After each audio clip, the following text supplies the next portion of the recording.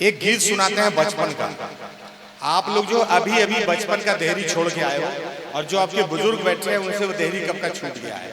मैं एक गीत सुनाता हूँ, यहाँ कुछ युवा बैठे हुए हैं और 3 से 4 मिनट में आपको अपने बचपन की ओर ले चलता हूँ।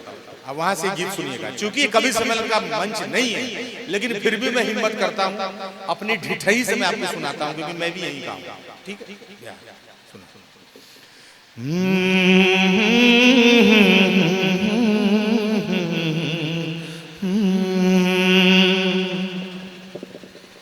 कि कहाँ गया है मेरा दिन वो सलोना रे, दिन वो सलोना रे,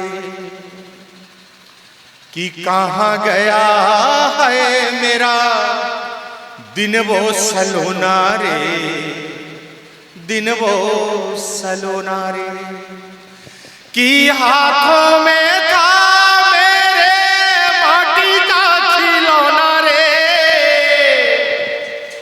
कि हाथों में था मेरे माटी का खिलौना रे।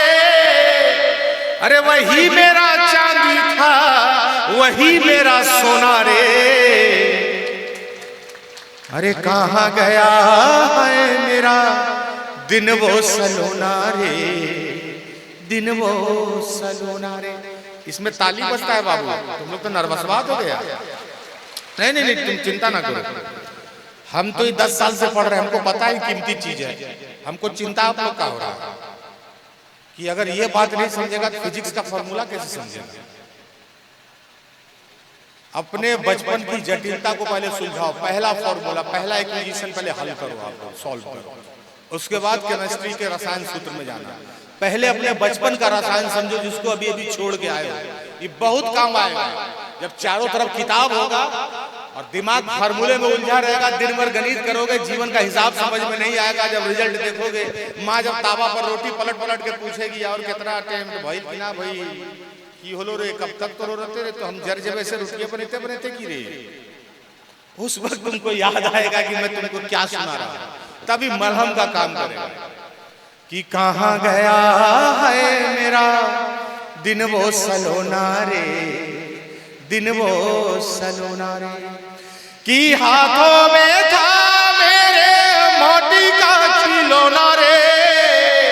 अरे वही मेरा चांदी था, वही मेरा सोना रे। अरे कहाँ गया है मेरा दिन वो सलोना रे, दिन वो सलोना रे। और क्या था बचपन। अब देखिए बचपन क्या है। बचपन की आजादी देखिए कि जहां मन जाते थे, अरे जो हो मन खाते थे, और गेंदा के फूल से तितली उड़ाते थे। जहां मन जाते थे, जो मन खाते थे, और गेंदा के फूल से तितली उड़ाते थे। कि दोनों हाथ ऊपर करके, अरे दोनों हाथ ऊपर करके हवा हवा होना रे। कहाँ गया है मेरा दिन वो सलोना रे, दिन वो सलोना रे।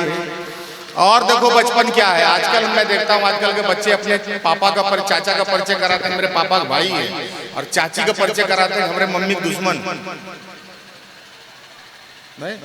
ये कौन है? हमारे माई दुश्मन। चाची नहीं बोलता सीधे सीधे।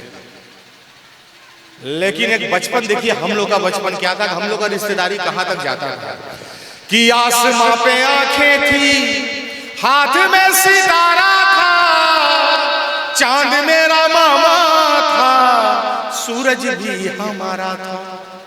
तब कौन नहीं चाहता था हाय मेरा होना रे। कहाँ गया है मेरा दिन वो सलोना रे, दिन वो सलोना रे।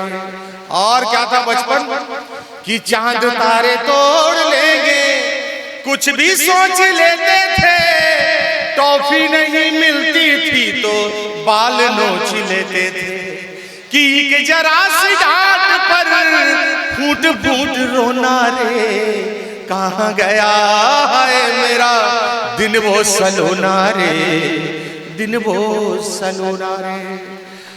अब देखो मेरा एक गीत है रील बनाने वाले लड़के। अब इसके लिए लोग हमको बहुत बोलते हैं कि आप इन बच्चों का हो हतोत्साहित क्यों करते हैं? इसलिए करते हैं, देखो हमारी पीढ़ी और तुम्हारी पीढ़ी का अंतर क्या है। हम कौन थे जो तुम्हारे पापा चाचा जब स्कूल जाते थे, इनके जीवन में मस्ती था बाबू, तभी रील नहीं था, तभी रियल मस्ती था। तभी मस्ती था कि ईटा का टुकड़ा कहीं गिरा रोड पर, देखे उठाए और स्कूल के दीवार पर दिल बना दिए। और जिसका दिल बनाए वो तुम्हारी चाची नहीं बनी, किसी और की चाची है। हाँ, पता चला कि उसको पूर्णिया वाले चाचा का दिल था, वो कटिहार की चाचा। यहाँ नहीं हुआ काम, लेकिन दिल बनाते थे। वो दिल किसका है नहीं पता होता था, बना देते थे। आधा घंटा के बाद उधर से लौट के आए तो दिल के पास देख रहे कुकुर खड़ा है, उसको अलग ढेला मार के भगाया। जोगवैया थे दिल के। ये दौर था। अब क्या इंटरनेट पर लोग इमोजी से अपने इमोशन भेजने वाले, क्या समझोगे, है ना? तुम्हारे पास विरासत के रूप में कहानी में क्या बच जाएगा? 30 सेकंड का रील बनेगा, कहां से कहानी सुना पाओगे? तुमको गठरी बांध के कौन देगा किस्सों का? अगर रेनू भी यहाँ खड़ा होता तो हमसे पूछते क्या करे बेटा, बोले कि सांस फूल रहा है। लोग हर बात का रील बनाता है। वहां से देखो कि हमारा दौर क्या था तुम्हारे गार्जियन का दौर। अरे स्कूल की दीवारों पर जा दिल बना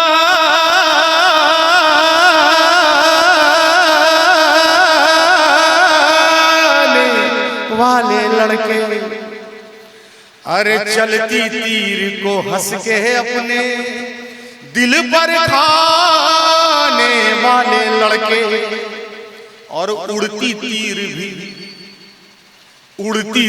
भी खुद पर लेके लड़ भिड़ जाने वाले लड़के। पर दिल टूटे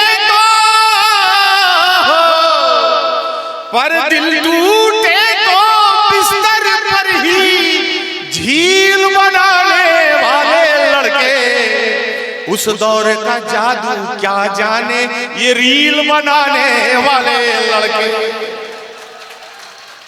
अरे उस दौर का जादू क्या जाने ये रील बनाने वाले लड़के।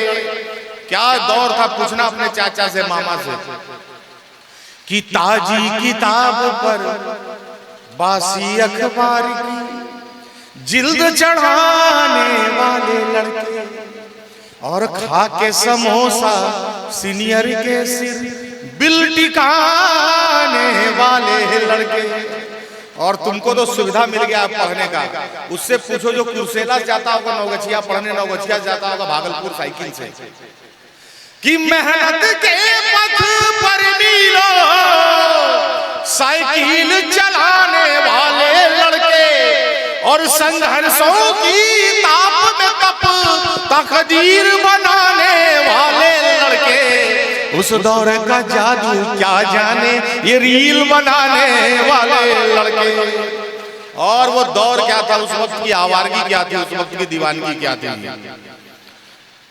कि एक शेर रट खुद को गालिब मीर बताने वाले लड़के, और बिन चावल बिन दूध बातों की खीर बनाने वाले लड़के, और पुलिया पे बैठे रांझा बनके हीर न पाने वाले लड़के।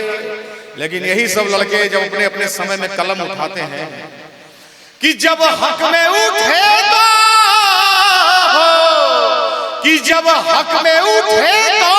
कलमों को शमशीर बनाने वाले लड़के।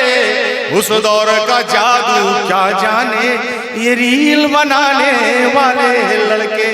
उस दौर का जादू क्या जाने ये रील बनाने वाले लड़के। बहुत बहुत धन्यवाद। अब एक समापन गीत में आपके कोचिंग इंस्टीट्यूट के लिए, आपकी तैयारियों के लिए, या आप दुनिया में नाम कमाएं, आगे बढ़ें, कि तेरी मेरी सबकी बात लिखेंगे हम ही तो कल इतिहास लिखेंगे जी, इतिहास लिखेंगे। हो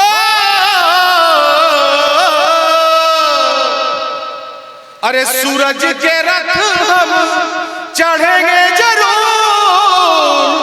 हाथ जो उठाएंगे तो चंदा नहीं दूर, अरे चंदा नहीं दूर।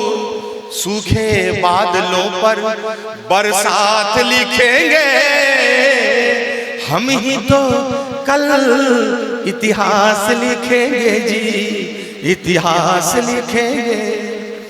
देखिए मैंने 500 किताब से शुरुआत की थी, और जब मैंने अपनी पहली किताब निकाली तो मुझे दुनिया के हर व्यक्ति ने समझाया कि भारत में हर दिन 1000 लेखक पैदा होता है हिंदी का, तुम क्या कर रहे हो, तुम्हें IAS होना चाहिए। मैं कविता पढ़ता था। अच्छा, कविता में प्रेम पर इसलिए नहीं पढ़ता हूं क्योंकि मैंने लव मैरिज किया है, ये भी तुम लोग को बता दूं, अभी तुम लोग जान जाओ कि जितना प्रेम पर बोल सकते हो ना बेटा, तभी तक बोल सकते हो जब तक हुआ नहीं, तबे तक चांद सितारे तोड़ लो, चंदा के पार चलो, तलवार के धार पर चलो, मांगों में हई लाके लगा दूंगा, हऊ लगा के लगा दूंगा, गार्नियर का काला मेहंदी लगाना होगा, इसके अलावा कुछ नहीं लगेगा। सब चांद सितारे कहीं नहीं मिलता है शादी के बाद, ठीक है।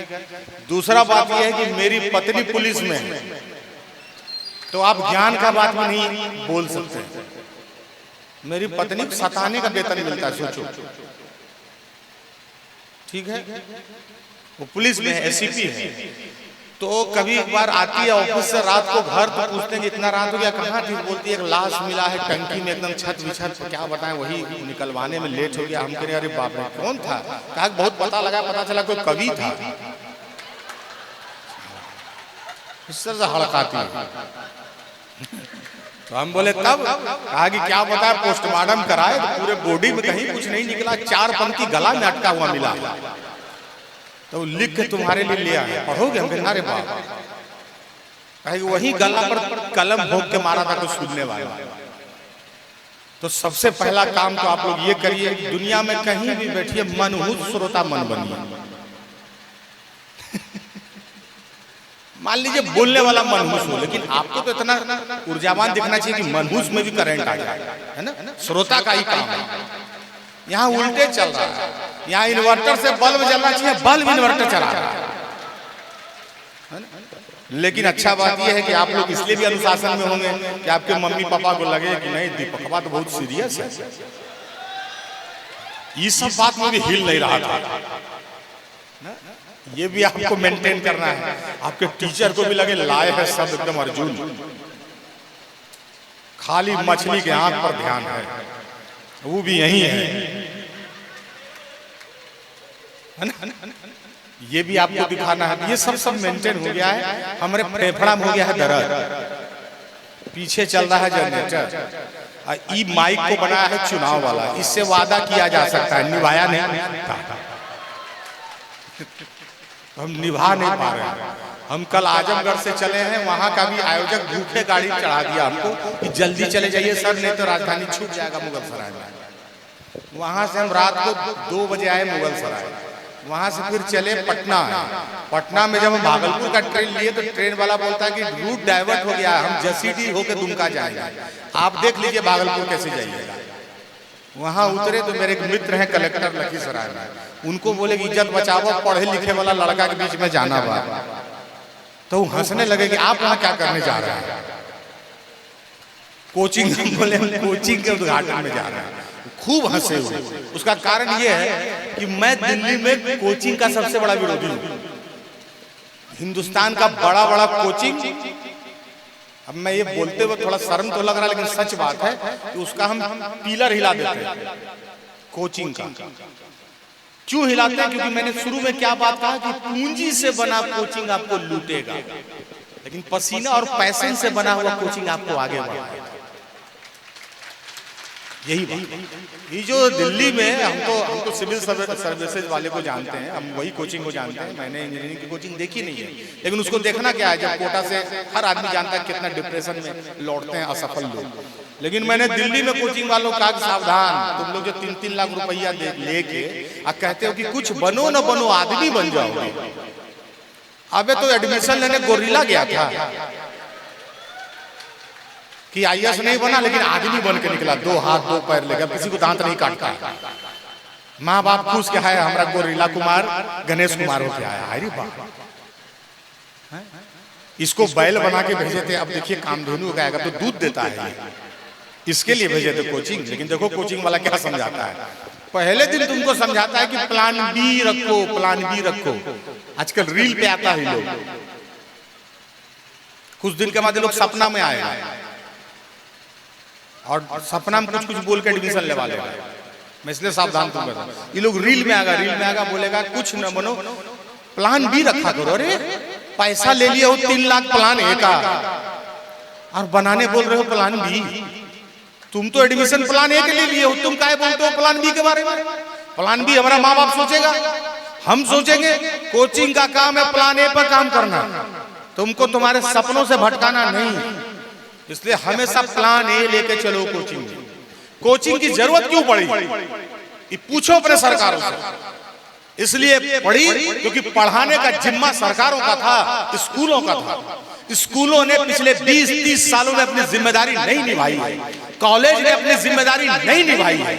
इसीलिए आपके ही बीच से कोई लड़का निकल के आएगा, कोई टीचर निकल के आएगा। टीचर बढ़िया के थे, बढ़िया के गांव के गए, इतिहास पढ़ा है रजनीश राज, और मैंने हिंदी पढ़ा डॉक्टर विकास देव कीर्ति से। ये सब अपने अपने गांव से निकल के गए। और क्यों? क्योंकि हमारे विश्वविद्यालय हमको नहीं पढ़ा रहा था हमारे दौर में। इसलिए जरूरत पड़ी कि कोई एक कोच आए और बल्ला लेके तुमको स्टांस लेना सिखाए। लेकिन कोचिंग का शक्ल भी जब स्कूल के रूप में बदलने लगेगा, जब शिक्षक अपने विद्यार्थियों और छात्राओं को पहचानेगा नहीं तो कैसे अपना ध्येय पूरा करेगा। इसलिए मैं कहता हूं कि छोटी जगह पर पढ़ो, वहां ज्यादा बड़ा सपना पूरा होगा। तो यही मैं कह रहा हूं। तो कोचिंग वाला लोग हमारे नाम से वहां हड़कता है। तो हम अपने दोस्त को बोले कोचिंग के उद्घाटन में जाते हैं, तो फिर वो बोले कि कहाँ जाते हैं? पूर्णिया। तो फिर वहां पटना से हमको फिर वो गाड़ी दिलवाए, जवान को गाड़ी चलाता देखे हमको दया आ गया। पटना से 7 घंटा में आया, तो हम उसको नौगछिया से वापस कर दिए। फिर तब बोले प्रमोद जी को कोई गाड़ी यहाँ भेजिए। फिर वहां से आए हैं। ये कहानी हम आपको इसलिए बता रहे हैं कि इस बीच में आप लोग नाश्ता कर चुके हैं, हम नहीं किए हैं। कि पूरी कहानी में कहीं भी खाना नाश्ता हुआ नहीं, ऐसे ही चले आ रहा। लगा कि अर्घ देने आ रहा है। बिहारी यही करने आता है, ये जब भी बाहर जाता है तो तभी आता है, या तो होली में उलट जाने या छठ में अर्घ देने। हमको वही फील हो रहा था। तो अब आप लोग को भी बहुत बहुत सारी शुभकामनाएं। मैंने ये बातें इसलिए कही, मैं यहाँ पे कार्यक्रम के लिहाज से नहीं आया था, मेरा ध्येय मनोरंजन नहीं था। लेकिन मैं आपको ये बातें इसलिए कह रहा हूँ कि कहीं भी कोई बात अगर आपके दिमाग में अटकी रह जाए गठरी में, तो आपके काम आ जाए। मैं लेखक हूँ, 400-400 पेज उपन्यास लिखता हूँ और पाठक से पढ़वाता हूँ। उस दौर में पढ़वाता हूँ जहाँ हाथ में मोबाइल है, 5G है। उस दौर में मेरी 500 किताब से शुरुआत हुई थी। यही बात मैं आखिरी बता के जा रहा हूँ। सब ने कहा कि हिंदी का राइटर कुछ नहीं कर पाएगा। आईएएस की तैयारी मैंने की, आईएएस की तैयारी अच्छे से की। आईएएस के जो 2 परिवर्तन सबसे बड़े हुए उसका आंदोलन मैंने किया था। जो सीसेट हटा, क्वालिफाइंग हुआ, और जो अटेम्प्ट बढ़ा, जनरल के लिए 6 अटेम्प्ट, ओबीसी के लिए 8 अटेम्प्ट को मैंने लीड किया। तो वहां से सोचिए 500 किताब से मेरा सफर शुरू हुआ। बस एक लगन, एक जिज्ञासा, एक उम्मीद, एक भरोसा, और आज मेरी किताब मिलियंस कॉपी सोल्ड आउट है। मैं एकमात्र जिंदा हिंदी का लेखक हूं जिसकी जीवित अवस्था में इतनी हिंदी किताब बिक रही है। मैं 1 करोड़ से अधिक रॉयल्टी हिंदी की किताबों से पा चुका हूं। अगर ये बात मैं प्रेमचंद जी को ऊपर बोलूंगा तो साफ दे देंगे पूरी हिंदी की दुनिया को कि हमारे टाइम में हिंदी वालों तुमने खून के उल्टी करवाया हम लोग को। तो मैंने प्रेमचंद का फटा जूता देखा है। हम लोग हिंदी का फैजल खां हैं। अब्बा का बदला लेगा रे, प्रेमचंद का बदला लेगा रे, रेणु का बदला लेगा रे, नागार्जुन का बदला लेगा रे।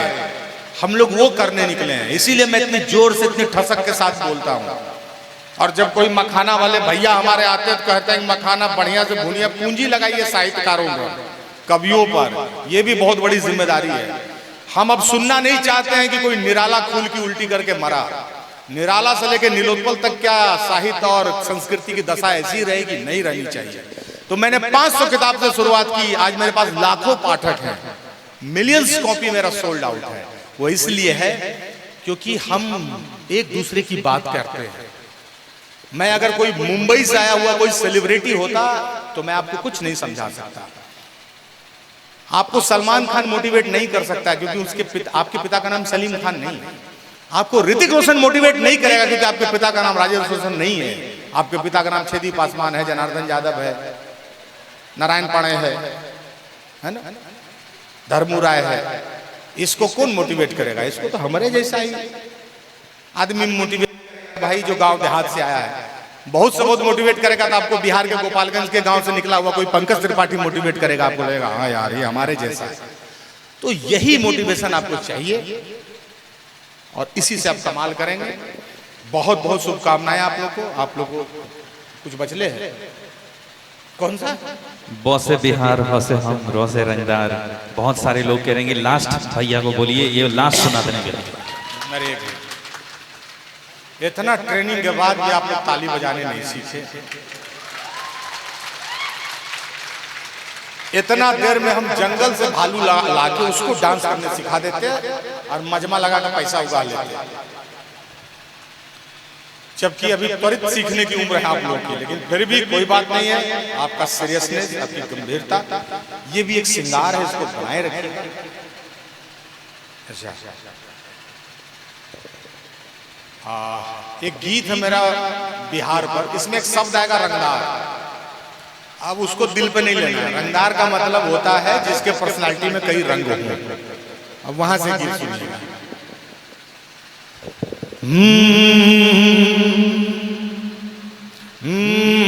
पहले मैं गीत गाता था कि हाँ मैं बिहारी हूँ, देश बना है जिस मिट्टी से उसकी हिस्सेदारी हूँ, हाँ मैं बिहारी हूँ, चंद्रगुप्त अशोक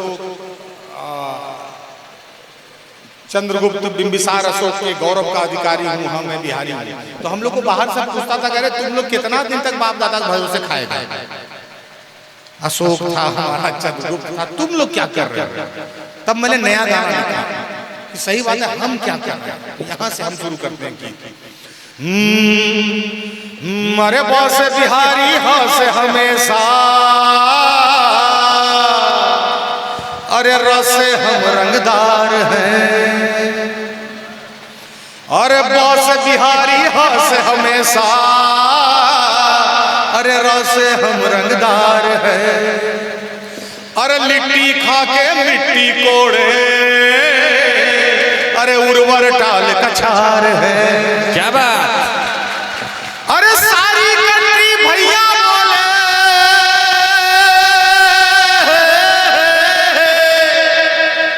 अरे सारी कंट्री भैया बोले, हम सबके रिश्तेदार हैं। बिहार है रे राजा, हम बिहार है, बिहार है रे बाबू, हम बिहार है। और देखिए क्या है बिहार की, खैनी खा के दिए कलेक्टर और सतुआ पी के फिल्म को एक्टर। मोटिवेशन आजकल मोबाइल में जो आ रहा है, आप देखिएगा कि उतना देश में चिंतित आदमी नहीं है जितना मोटिवेशनल स्पीकर मार्केट में आ गया है। एक एक चिंतित आदमी के पीछे 4 गो स्पीकर लगा हुआ है। एक जरा सा चिंता करिए कि पतला पिन लगा देता है नोकिया का, आपको चिंता नहीं करने दे रहा है। मैं तो खुला पहना हूं, लोग सूट पहन के आता है और घेंटी पर टाई रखता है पालिका बाजार वाला, और यहां से यहां तक कूदेगा कि पंडाल वाला बोलेगा धीरे कूदिए टूट जाएगा। ठीक है, यहां से यहां तक कूदेगा, बोलेगा तुम्हारे भीतर आग है, तुम्हारे भीतर आग है। तो क्या करें, इसको भुट्टा सेकें? इस आग का क्या करेंगे? इस पर लिट्टी सेक के बेचे कुरसेला बाजार में, बस में दें 6 रुपया 30 लिट्टी, अपने भीतर के आग से सेके हैं सर। भाई आग को भी मुकाम चाहिए, रास्ता चाहिए, वही रास्ता। लेकिन हमारे टाइम का मोटिवेशन क्या था? हमारे दादा बोला करते थे जब राजेंद्र बाबू गए परीक्षा देने तो देखे कि पहले खैनी खा लिया जाए, खैनी निकाला, फिर देखे चूना नहीं, दीवार से चूना खखोरे, इसी दिन के लिए नाखून बढ़ाए हुए थे। उसके बाद जब खैनी चूना लगा के खाए और जब परीक्षा दिए तो रिजल्ट आया, तो रिजल्ट में क्या आया, भाई परीक्षार्थी परीक्षा से ज्यादा योग्य है। सोचिए कि हम लोग के टाइम का मोटिवेशन में भी खैनी चूना होता था, कितना जमीन से जुड़ा मोटिवेशन। लेकिन बच्चा लोग खाली खैनी चूना याद रखा, एग्जाम भूल गया। एक बात मैं कहता हूं लड़कों, तुम्हारे लिए बाप के जूता से बड़ा कोई मोटिवेशन नहीं है। अगर जीवन में इस मोटिवेशन से बचे हुए हो तो अभी बस पकड़ के जाओ, 2-4 जूता खा लो, वो पूंजी रहेगा, उसी से चलो, ये बनाए रखो। इससे बड़ा कोई मोटिवेशन नहीं है। तो वहां से कि खैनी खा के दिए कलेक्टर, अरे सतुआ पी के फिल्म को एक्टर, अरे अपनी बड़ाई खुद ही करें क्या, पढ़िए हिस्ट्री पलट के चैप्टर। अरे लिटरेचर में जीनियस है हम, अरे लिटरेचर में जीनियस है हम, और मैथ में होशियार है। बिहार है रे राजा, हम बिहार है। ओहो क्या बात, बिहार है रे बाबू, हम बिहार है। पटना में कहीं जाइए, चंपारण मीट, चंपारण मीट, इधर मीट उधर मीट। हम कहाँ चले आए दोस्त। जिस चंपारण को पूरी दुनिया गांधी के लिए जानती थी, आज उसको चंपारण हांडी के लिए जानती है। गांधी हिस्से से निकल गया हम लोग के, वो चढ़ गया हांडी पर। आजकल के बच्चों से पूछिए आर्यभट्ट कौन था, कहता है कि आलिया भट्ट के खानदान से। तो जिस दिन आप बाण भट्ट को आलिया भट्ट का चाचा मानने लगेंगे और आर्यभट्ट को उसके खानदान से जानने लगेंगे, इसके लिए लिटरेचर सुना कीजिए, बहुत काम की चीज सुना रहे हैं, इसका हम बहुत पैसा लेते हैं। और प्रमोद जी से लिए वो दुखी है कि 2 घंटा हुआ कि नहीं, वो बेचारा वसूल करने के लिए अपने सारे अभिभावक मित्रों को बिठाया हुआ है। आप लोग सपोर्ट अपने टीचर को नहीं कर रहे, खून चूसिए मेरा, क्योंकि हम आपके टीचर का चूस चुके हैं पहले, है ना। सीखिए, जब आप लोग जॉब में जाइएगा आप लोग अभी चूसा जाएगा। फिर आपको क्या लगता है पैकेज में, पैकेज मिलता है बेटा, पैकेज में कुछ नहीं बचता है, खाली हड्डी बचता है। पैकेज के पैकेट से सब चूस के निकाल लिया जाएगा। छठ में घर भी आओगे तो जांग पर लैपटॉप रखोगे, यहाँ दाग हो जाएगा जैसे भीम चट्टान रखा हुआ था वैसे। लोग पूछेगा रात को, माई बोले उसको बंद करके काहे सो जाता है रे? कहा नहीं मम्मी जॉब में ना है, नौकरी में थोड़े जॉब और नौकरी में अंतर है। नौकरी को आप पकड़ते हैं, जॉब आपको पकड़े रहता है, छोड़ता नहीं। यमराज का रस्सी है, गाड़ी विक्रमशिला भागलपुर भी जाएगी, रस्सी वही ऑफिस गुड़गांव में लगा हुआ है ना।